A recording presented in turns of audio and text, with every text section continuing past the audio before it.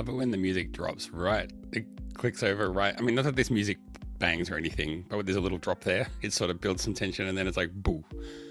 Love it when the transition, the title transitions right as the music is doing that. Thank you so much. Hi there, I'm Rod from Super License. Flying solo bolo today, which is fine. Often in the live streams, Zach is asleep or overseas or both. I think that's the case today. I was going to try and do this yesterday, but I didn't get a chance. I was very busy. I've had a ridiculous week where I've had to work insane hours, but I'm here today to talk about some F1 stories. I've literally just woken up and I've still got coffee going. Make yourself one, or if it's the evening, treat yourself. Oh, hang on, treat yourself. Let's play the sound. Treat yourself. Oh man, where's my sound gone? This is disappointing. I'll find it later. Here we go. Treat yourself a round of sausage. Already off to a flying start. I love this. So yeah, today we're going to be covering some F1 stories, catching up on some things. The Oscar Piastri generally, but also British bias, my favorite topic, British bias in F1 media. Going to cover some of that. Big driver swap at Alpine. Doing out. Call it Crash a Pinto. Doing out. Crash a Pinto in. The Ollie Oaks brothers ride again. The drama. Further drama at Alpine. What's going on at that fucking team? And Mohammed Ben Sulayem versus Carlos Sainz for the FIA president. All juicy stuff. This stuff will be racing to the top of trending on TikTok, I'm sure. These are all the sexy stuff. I refuse to do any dances while I update you on all these stories. But here's my thoughts on some of these things. And bear in mind, I warned you, I just woke up. I've had a rough week and my brain is what scientists like to call fully cooked. So it's going to be a rough one, but hang in there with me. Okay. I'm going to start off talking about Oscar Piastri. I was pounding out a couple of notes just now in my notepad, my digital notepad. Look at me, digital notepad. Do you mean like the Notes app, Rod? Yeah, I mean the Notes app. Typed in Oscar Piastri and it auto-corrected it to Oscar Pastry. So I think he's known as Oscar Pastry now. Going extremely well, leading the championship. But also like, should have been leading the championship a while ago, really. He's just very unlucky. Like you could say Lando Norris led the championship but was lucky. He drove well, but he also got a little bit lucky. Oscar Piastri wasn't leading the championship but was unlucky, but now is leading the championship and pulling ahead, really. And, had a poor qualifying last race, but just showed that that's not the end of the story for him and that car. And, as long as Lando Norris is struggling and Oscar Piastri is firing, he deserves to be in front, frankly, of the championship. And it's not that Lando's a bad driver. We've said this before. It's not that Lando's a bad driver, but, the car and the driver need to be in harmony, and Oscar's finding that harmony right now. Obviously, it's not championship over. Max Verstappen could still find a way to spoil the party, but Lando Norris doing extremely well. Obviously, though, that's not, everyone knows that, so who gives a shit, right? You all know what I'm talking about. But what I'll do is I'll line up something that I do want to talk about, and we'll see how it... Love this. We'll see how we go. Let me share it, and then I'll turn on the audio later, because watching videos on Threads is just a friggin' nightmare. Well, let's see how we go. What's going to be the best view for this? Not great, not great. Terrible. Oh, man. All right, let's go with this one. While I'm here, how about you turn on that music, Rod? Yeah, no worries, I'll do that. Because if we're going to listen to a video, let's really listen to it, hey? So I spotted this online. This caught my eye. This is from To The Grand Prix, the great people at To The Grand Prix. I guess they're just sharing Sky Sports F1's. Is this from TikTok? No, this is Instagram Reel. Essentially, just to add, just to give the background on their commentary, To The Grand Prix is saying they're quoting Martin Brundle. Lando's overtake on Max and Kimi was top draw, and then they're like, Brundle, you're being silly. He had a car that's a second a lap quicker. There was nothing impressive about those overtakes, which I'm the first one to say I think that's a little bit harsh. Sure, he was in a better car, but I think Brundle's point is, like I said, Lando and the car are not in perfect harmony right now. Given what I just said, let me do the exact opposite and say that I think Martin Brundle's wrong, and I'm going to talk about why. But to start, we have to watch the video, which means I'm going to turn on the audio and hit refresh so that the video starts at the start, because Threads is shit with video. About what he did that race Oscar differently than he races Lando. 100%. Yes, in what way? Unquestionably. In what way? I think he knows. He knows that there's something a bit more Street Fighter about Oscar Piastri, and he saw it, in Jeddah. I think Max knows he's got a different animal when Oscar's in his mirrors, not by much than Lando, just positioning of the car. There's a decisiveness about what he did that, but you can't criticize Lando's racecraft, because the way he passed the Mercedes and eventually passed Max was just top draw, in particular. But all right, I think that's absolutely enough of that. So essentially, what he's saying is,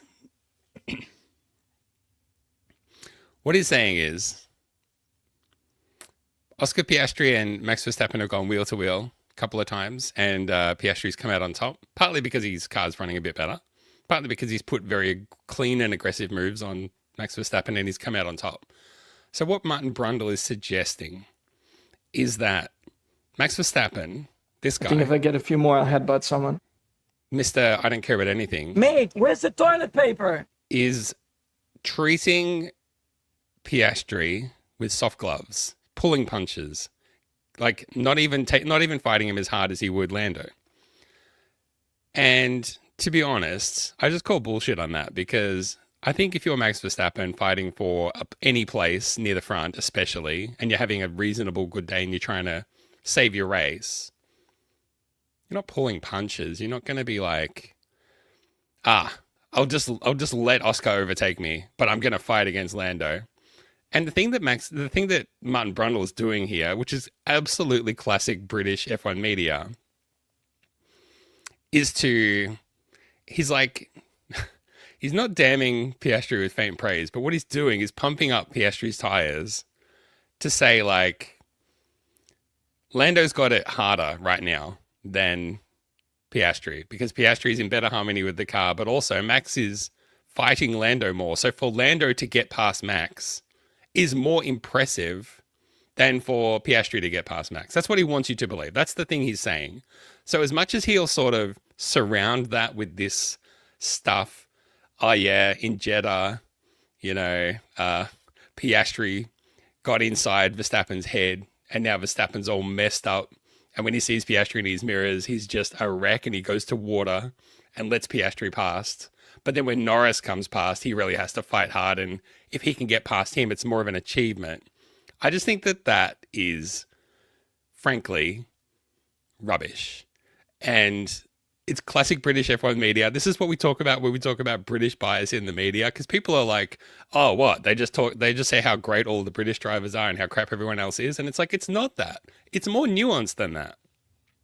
And to be honest, nuance is going to be one of the themes for today's stream, if I'm really thinking about it.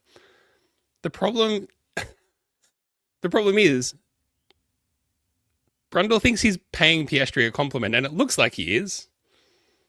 But what he's actually doing is like talking down Norris so that he can then praise him for getting the achievement that he got. Now, I praise Norris for getting the achievement that he got. He did great and he's improving. He's improving on where he was in the last few races.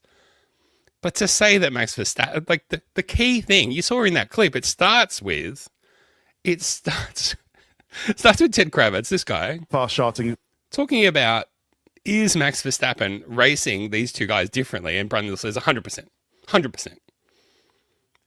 And I just don't think there's any evidence of that. I just think that's rubbish. And look, I've seen Martin Brundle at his best. I've been at live events that Martin Brundle spoke at when he was off the chain. And it's fucking great. Like Martin, when he's unhinged, he's great. But you know, I mean, obviously Martin's employed by Sky. He has to tow the Skyline. The Skyline is obviously talk up the British drivers because we're trying to get clicks and people to watch and subscribe to our service in Britain. We want that. So do that. But what's infuriating for me is when I call it out and then people come at me like I'm wrong, and I'm not. I'm just not.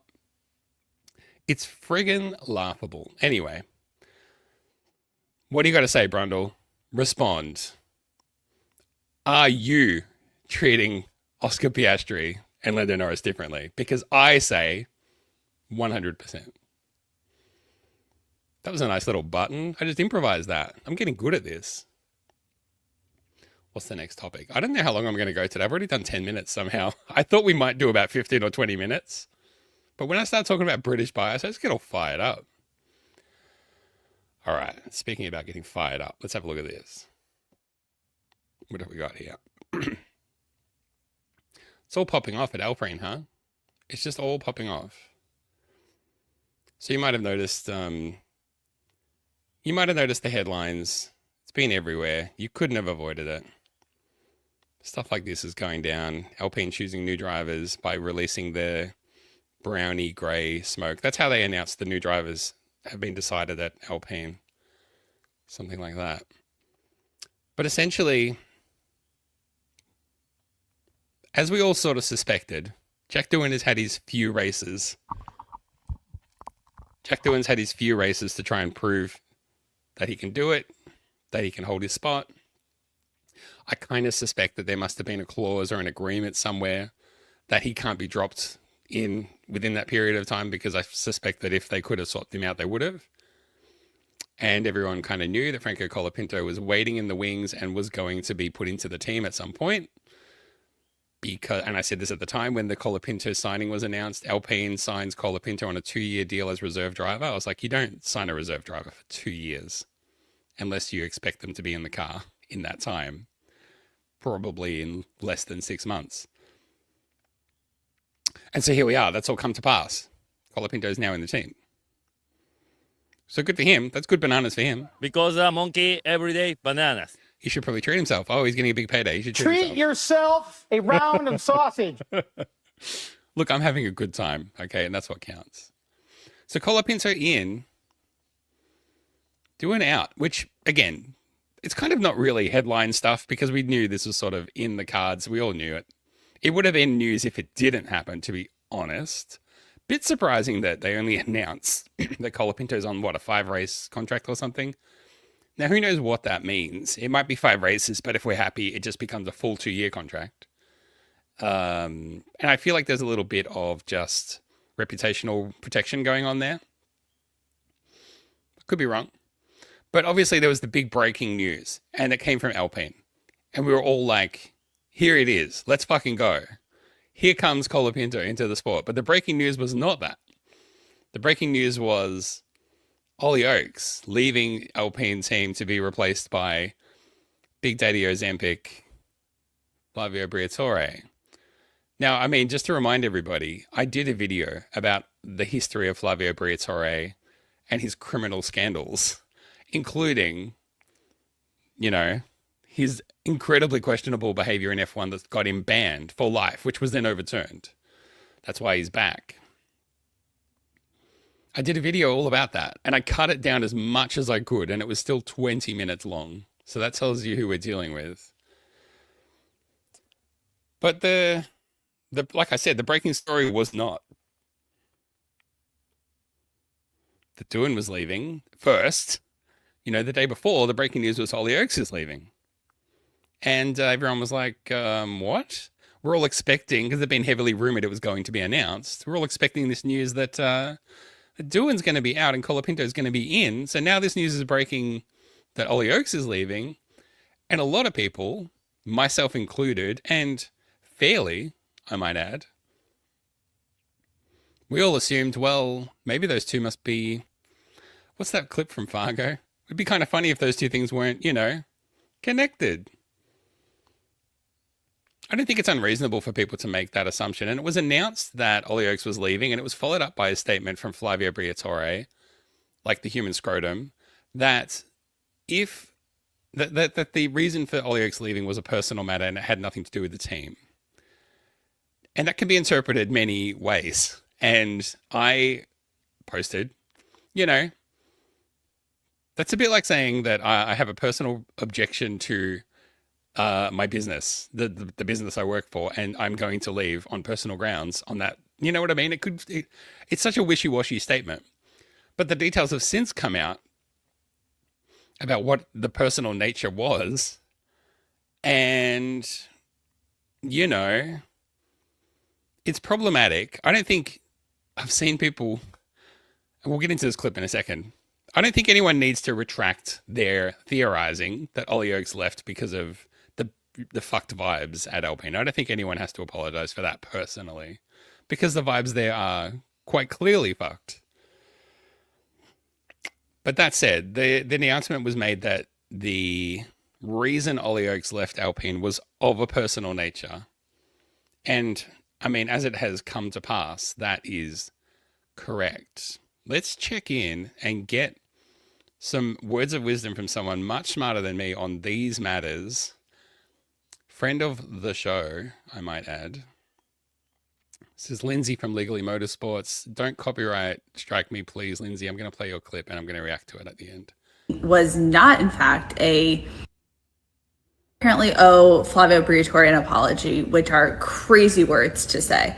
But I, like many, had speculated that the Ollie Oaks resignation from Alpine was not, in fact, a resignation, but rather a Flavio giving him the I can fire you or you can resign option. But it doesn't seem like that's actually the case, because we now know that last week when Ollie was in Miami for the F1 race, his brother William, who is also involved in the ownership and management of High Tech GP, was arrested. And when he was arrested, he allegedly had large amounts of cash on him, whatever that is supposed to mean. But this is where things get messy, because while High Tech GP was originally Ollie's business, when Nikita Mazepin joined High Tech during his junior career, Dmitry Mazepin, his father and known Russian oligarch, bought a significant share of High Tech and was just pumping cash into the team. Just days. I think that's really the juice of it. That's the meat of it. And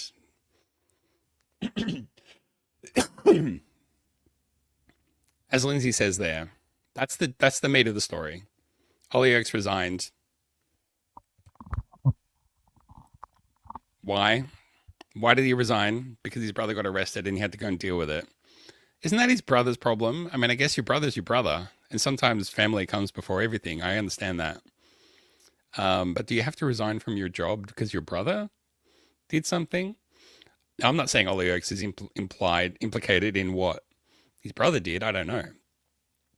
The time for speculation, it seems, is over, because we know some more facts, but also we got burned the last time we speculated on anything. But the point to make is, you know, Ollie Oaks' brother, and I don't remember his name, let's call him Ollie Oaks' brother, was arrested not for having money. It's not illegal to have money, especially in motorsport. It's like a prerequisite. You know what I mean? So it's not like he was getting arrested and he was like, what's the charge for enjoying a succulent suitcase full of cash? Come on, man. He was charged with transporting criminal assets or criminal, whatever it was, criminal belongings. He was like, the determination had been made that this, having the cash was itself, it belonged to criminals. And by him having it, he was breaking the law. So he was arrested.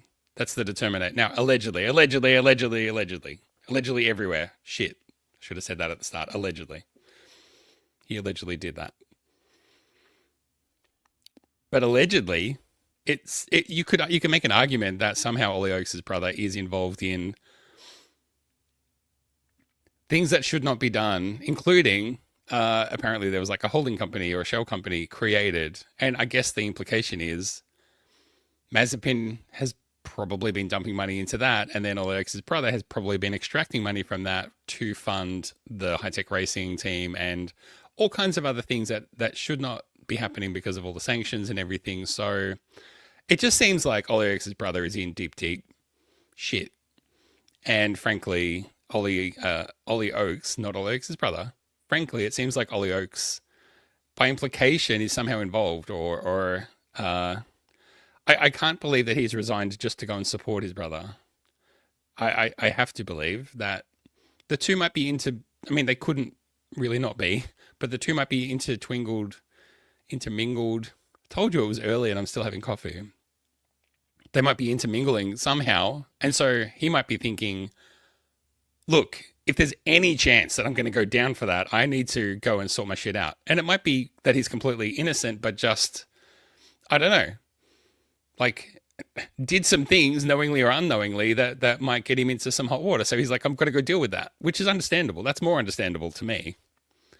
But look, the whole point to make is this is all very dramatic. And everyone's saying, oh, I can't wait for the Drive to Survive. The classic meme, can't wait for the Drive to Survive episode about this. I don't think there'll be one.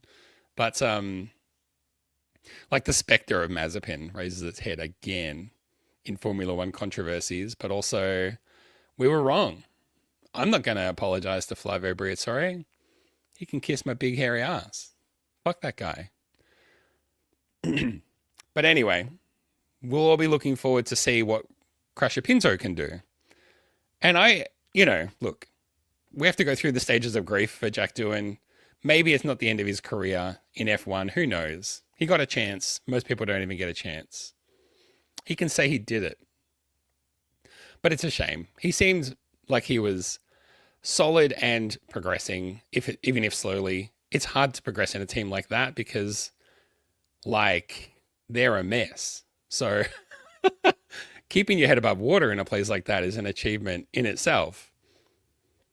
So I just hope that we get another chance to see what Jack Doohan can do. But look, the fact is we're going to be looking at what Franco Colapinto can do now. And I know he's got a legion of online fans, a huge amount of support for him. I mean, he's like, there's a huge amount of financial backing for him, which is pretty obviously why he's in there. And people were saying about Jack Doohan, this is the classic ultra reactionary, but perhaps a little bit uninformed opinion online was like, who is Jack Doohan's manager and how did they allow this? And then people they took great joy in pointing out that Jack Doohan's manager is in fact Flavio Briatore. But I can only imagine, for example, that putting Colapinto into the team and bringing all of the money that is behind Franco Colapinto into the team, even though Flavio Briatore doesn't manage Crusher Pinto, that it must benefit him in so many ways. And, again, he can do what he wants. He runs his team. He can do what he wants. And we're going to talk in a second about another story where people maybe can't do what they want because of those kind of conflicts of interest. But, no, if Flavio Briatore is running the team, then that's the way it is and he can do what he wants as long as it's within the FIA rules and, then it's all fine. Whether he can do that or not, it's a different matter. So I don't know. I'm not apologizing to Flavio Briatore. I posted online that I think this is a real 100 gorillas versus Flavio Briatore situation, and I stand by that. I would love to see 100 gorillas punch him into the sun. That would be a nice thing for me and the world. But let's get behind the Franco Colapinto train now, I guess. I was going to read another story, but I think we've already covered the Ollie Oakes stuff. One more story to cover. How long have we got? 24 minutes. What the fuck? All right, one more story. Had absolutely no intention of doing this much today, but that's all right. We'll be fine. Okay. Another one that's been, let me fix this microphone. Can you see that it's falling? Like I keep pushing it up and tightening the stand and then it just slowly drifts down. Man, if I've got to be on, you've got to be on, mic stand. Come on, lift. I posted this on Threads. I got a lot of comments, most of them not very complimentary to me or my understanding of the sport and just the general situation. And, the block button got a bit of a workout, but that's the way it is, I guess. And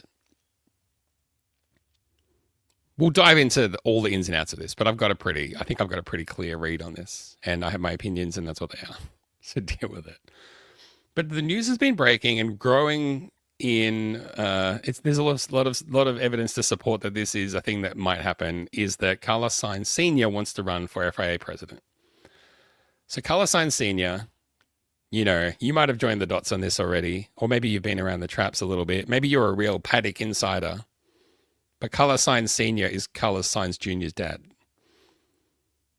And former rally champion. He's a legend of motorsport. There's no question, right? I understand. I'm going to have to say many times throughout this little piece that I understand and that I know things. Because people read one sentence that I write online and assume I don't know anything because they disagree.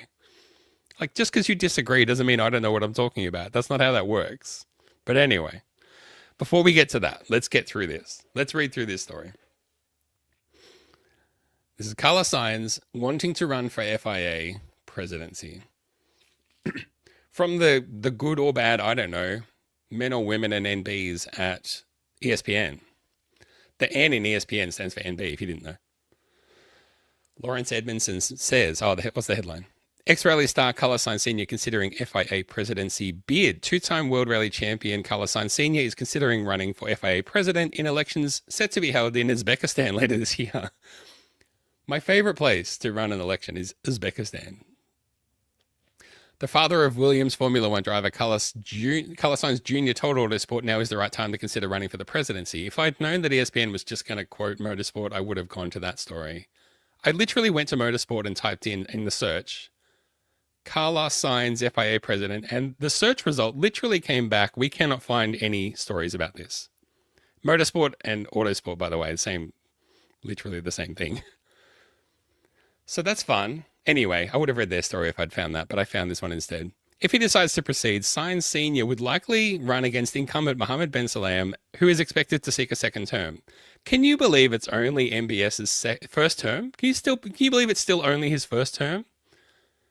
It feels like 20 years, but it's only been a couple of years. No other candidates have come forward as yet, although the election is not scheduled for December 12. As we'll get into in a second, it's been long rumored that Susie Wolff might also run. After a long and successful career, excuse me. After a long and successful career in rallying, Sainz Sr., 63, said he would welcome the opportunity to give something back to the world of motorsport. There are plenty of reasons, but I have been driving for more than 40 years and this sport has given me everything. The possibility of being president has been on my mind for some time now, not very deeply, but now I think it could be the right time in my career to take this step. I'm confident I could do a good job and put together an excellent team to give back to the sport part of what it has given me. I've accumulated a lot of experience in the sport throughout the years, and I'm certain I can bring new and interesting things to strengthen and develop the sport and the auto world. So what about that do I disagree with? Well, I mean, not very much. Do I think if elected, Sainz could be a very good, effective, and popular FIA president? Yes, absolutely. Tick, tick, tick. But it's quite obvious to anybody with half of a brain that it's like, yo, the FIA oversees Formula One and your son is driving in that sport. Conflict of interest. And what I posted was not Sainz being elected to the FIA president would be a problem because of the conflict of interest that he has. What I posted online was Carlos Sainz Sr. being elected FIA president is problematic because of the optics of the perception of a conflict of interest. And man, did people start popping off. So let's go through some of the talking points. Number one, would there be a conflict of interest? Yes, there would. He runs the FIA, Sainz is his son. Is there a conflict of interest? Yes. Are there mitigations against that? Sure, some. Lots. Heaps, actually. Heaps and heaps. And one of the common retorts or rebuttals or pieces of one of the things that people push back on was to say, he's the FIA president. It's not like he's a steward. He can't impose a penalty or make a decision about a penalty. So, I mean, what could he even do? What would be the problem? If he decided, I want to make decisions that benefit my son, how could he even do that? There aren't mechanisms for that. Which I would say, yes, there are. But also, Let's address some of those points. If elected FIA president, Carlos Sainz Sr. would not be a steward. Correct. Very good observation, you, online guy.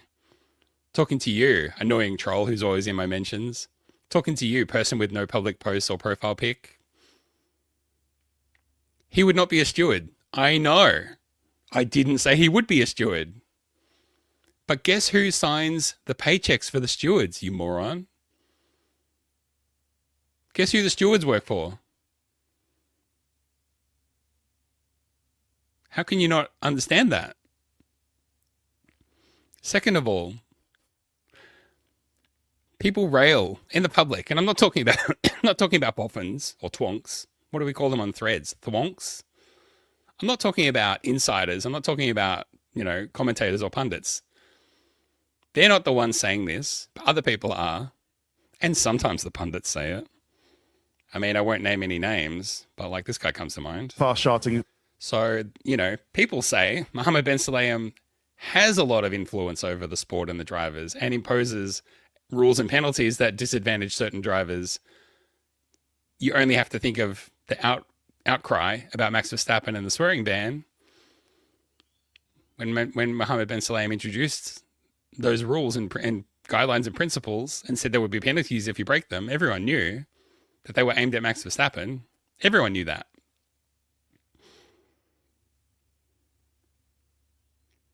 So people are furious at the FIA. People are furious at MBS. And you could think of, dare I even bring up 2021 Abu Dhabi, but in the aftermath of that, not just the FIA's action, but their inaction left people incredibly unhappy. And there was a huge perception and accusation of bias against MBS. And that lasted for years, and it's still out there. So this suggestion that because someone's FIA president, that they have no influence over racing and on-track action is I think it's completely wrong, but also, again, this is about the perception that people will have. The same way people have the perception that I think MBS is out to get certain drivers, which I'm not sure that, I think that's a pretty weak case to make. I think the evidence of it is not particularly strong. Am I an MBS fan? No. Do I want to see him gone? Yes. I think a lot of the support and if you come out against Carlos Sainz running for FIA president, if you come out against it for any reason, people push back so hard. And I think what's driving a lot of that is people want MBS gone. And Carlos Sainz is a nice guy. He seems super friendly. I would love to hang out with him and have dinner with him on the weekends. And we'll go and play paddle and he can kick my ass. Even though, he's got 20 years on me nearly. He's a guy people want to hang out with. MBS isn't. And I think a lot of that is when you criticize that situation, Sainz has a conflict of interest. He would be overseeing the sport that his son drives in. When you criticize that, people jump on you because they want MBS gone. And I think that that's really what's going on here. One of the other things people will say is, someone said this on Threads to me. No problem with this because the FIA president doesn't just oversee Formula One. They oversee lots of sports. There's 12 categories and 41 subcategories or some shit like that. And it's yeah, again, I know. I'm not unaware of that. I'm talking about the potential and probably actual conflict of interest that would exist between him and his son in F1. I'm not talking about anything else. But also saying, he doesn't have a conflict of interest in all these other cases, so that's fine. That's a dodgy argument. It's like saying, I don't deserve a fine for speeding because the other 9 out of 10 times I didn't speed. I don't deserve to be arrested for breaking into that shop. I don't deserve to be arrested for carrying this big suitcase of illegal oligarch money because the other 9 out of 10 times I didn't carry a suitcase full of illegal oligarch money. So this argument that, there's his conflict of interest in Formula One isn't a problem because the FIA also oversees other sports, that's not how that works. That's a shithouse. That's a shithouse argument. It's so shithouse that Verstappen's saying this. Mate, where's the toilet paper? Because he needs toilet paper because he's been... Fast shouting. So, enough fast shouting about all of that shit. The Susie Wolf thing. Okay, so I was going to loop back to this, Susie Wolf. Obviously, a couple of years ago now, this really blew up into a big thing, and I wanted to cover it here, but I wanted to wait until something really developed before I got into it. But let's get into it a little bit now. There was this uproar about the suggestion that Susie Wolf and Toto Wolff might have a conflict of interest and that could be impacting Susie Wolf's work. So there was going to be an investigation launched by MBS. He was going to launch an investigation and work out what happened and if everything was okay. And there was obviously a huge uproar about that. And after a lot of criticism and scrutiny and public pressure, frankly, the investigation was called off. Now, this was not an allegation of wrongdoing. It was an announcement of an investigation into potential wrongdoing. So people got up in arms about that. And okay, fine. There was this media report that there could be a problem, and MBS just wanted to investigate that. I guess if you really dive into the weeds of it, and I read that media report, which most people didn't do. A lot of people popping off online didn't even go and read the article that sparked the whole thing, but I did. And all it said was team principals were alleging that there could be a problem, and MBS wanted to find out what it was. Now, look, who knows how that article... And that was when, if you remember, all the teams started to roll out these press announcements, all these press releases saying our team did not report this as a problem or say that there could be a problem. So I guess the whole implication back then was that maybe MBS had trumped up this dodgy story that was based on absolutely nothing so that he could be vindictive and try and strike a blow against Susie Wolf. Okay, I don't know what happened. I don't know. Maybe he did. But he was going to investigate, and then there was going to be a full investigation and I guess a report written up about whatever. But it all got put to bed and we moved on. That was when Susie Wolf was working, and I think still is working, as part of the FIA, running certain things and contributing to certain things. And look, I'm a big fan of Susie Wolf, and I think she's great. I love her. And I think she's a fantastic ambassador for the sport, ambassador for women. And, you know, it's a real shame that she never got a proper chance in F1 to even have a go. But that's the way it is. Like, that's okay. And I'm always fighting for more representation and chances for women in motorsport. It's a shame that she didn't get it, but that's the way that breaks. Hopefully we get another chance soon. Seems like we probably won't. I've got videos about that if you want to go and watch those. Don't even get me started, bro. But anyway, let's move on. So let's come to the matter of Susie Wolf running for FIA president.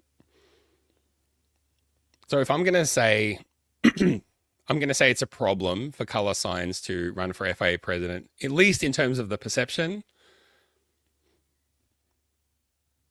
Because after I posted that online, someone came into my comments and supported it and said, yeah, how do people not understand that there doesn't need to be a conflict of interest for it to be a perception problem and a brand reputational problem? You know, it could be perceived as a problem, and that itself is a problem. How do people not understand that? I was like, I know. But I have to say that if I'm going to say that I think Sainz is a problematic candidate for FIA president because of the potential for the perception of a conflict of interest, I have to say the same thing about Susie Wolf. And I kind of come down on the side of, like, with all that investigation from a few years ago, there was some things about that were pretty dodgy and smelled a bit. So look, I don't know the facts. I kind of lean towards the side of Susie over MBS for sure. But Susie Wolf as FIA president, there is a conflict of interest there as well. And again, I'm not saying that she couldn't make decisions and run the FIA in a way that was positive and neutral. I'm not saying she can't do that. I'm not saying nobody can do that. I'm not saying Sainz can't do that either. I'm not saying anybody can't do that. But there is a conflict of interest, and the perception that conflict of interest could negatively impact the sport is a problem. It's just a problem. We could talk about it. We can see what we can do about it, but it's a problem.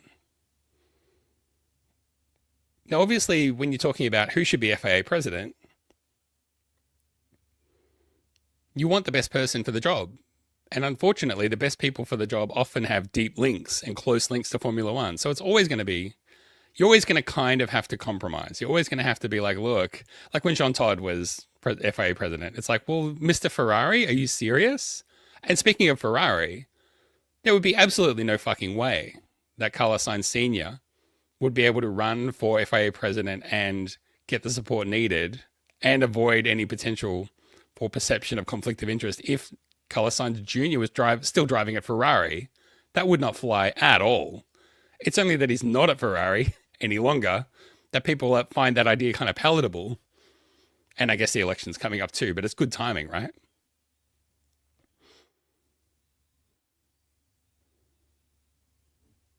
So look, I don't know. What do we do? I don't know.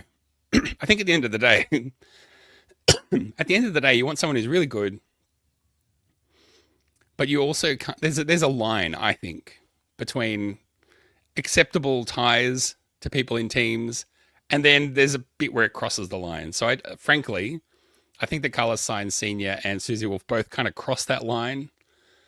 They're both a bit too close to someone who's very influential in Formula One, either running a team or literally driving a car. And I just think that conflict of interest is just a bit too strong. Now, again, like I said, whoever you pick is going to have business investments or personal connections and personal histories. Whoever you pick, there's always going to be there's nobody who's completely neutral and knows nothing about Formula One and is completely unconnected, because if they were, they couldn't do the fucking job. But we've got to get that balance right. The last thing I was going to say about this, and it kind of ties into the women struggling to get into Formula One and just the perceptions around that, is that I think Carlos Sainz Sr. running is kind of like the death knell for Susie Wolff running, because of all the inherited, like the bias that people have against women. No one's going to support Susie Wolff when Carlos Sainz is running because he's just better. No, I'm not saying that. That's what they would say, or that's what they would think, even if they don't admit it, because of their bias. But I think it's bad news for Susie Wolff's chances if Carlos Sainz runs. And I'm hopeful that someone else just steps up and runs. I don't want MBS back. I'll take either Susie Wolff over Carlos Sainz. I'll take either Susie Wolff or Carlos Sainz over MBS. But I'm just pointing out, there's some discussions to be had and things, people need to work things out. Because Carlos Sainz has still got some years left in him. What if he goes to Red Bull, or what if he goes to Mercedes and they suddenly become good and he becomes a champion prospect? Then suddenly the FIA president is in a position to, in all the subtle ways that he can, pull the levers. And the people who are, stewarding him and judging him, again, the FIA president signs their paychecks. So it's difficult. I'm not saying it's easy. I'm not saying I have the answer. I'm just saying we have to be able to talk about this stuff without everyone jumping down each other's throats online and stuff. But hey, that's the online world, hey? All right, let's wrap it up there. God, that's absolutely enough. That's frankly too much. I'm just going to say to you all, like I would normally say to Lewis. Lewis, I love you and respect you. Go and do some fast shouting. It's the weekend. Treat yourself. Oh, treat yourself. Treat yourself. Treat yourself a round of sausage. Or maybe Because a monkey every day, bananas. have some bananas, because why not? Need some more drops. There's some new ones that I've got planned that I want to add. Let's see if we can get that done. Come on, Rod. Lift. See if you can do that for next time. All right, let's roll up some music. Let's get the heck out of here. We'll be back with the podcast, I guess, soon. I don't know when. It's, I think that we're in a bit of a period where Zach is traveling around for a little bit. He might be back after another race or two. And have you noticed that there's lots of double headers and triple headers now? It's like, have a double header, have a race off. Thank goodness. Have a weekend off. Phew, triple header. What? Get through this triple header, another weekend off. Yes, bang, double header and a sprint race. Like, God, enough. Anyway, follow us on Threads. We're at Superlicense F1. You can go to the website, superlicense.fm. You can send us an email, superlicencepod@gmail.com. And stay subscribed. Hope you enjoyed that. Let us know what you think. Did I get anything wrong? You know where to post your comments. I'll catch you later.